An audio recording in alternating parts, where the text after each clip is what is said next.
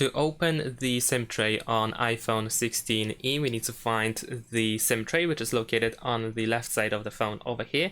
Here we have this hole, and we need to use the SIM eject tool that looks, for example, like this. You can find yours inside the box.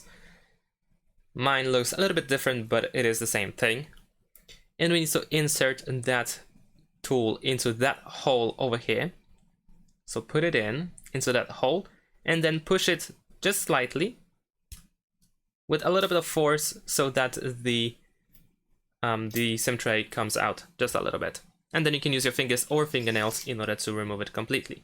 Now we are looking for the SIM slot, and we need to insert our SIM card into that slot so that it matches the slot shape.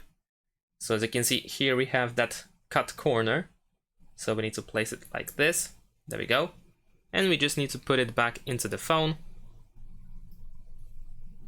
and slide it, push it with your finger so that it is actually fully in. And as you can see, it is done. That's all. Thanks for watching. Leave a like and subscribe to my channel, and see you in my next videos. Bye.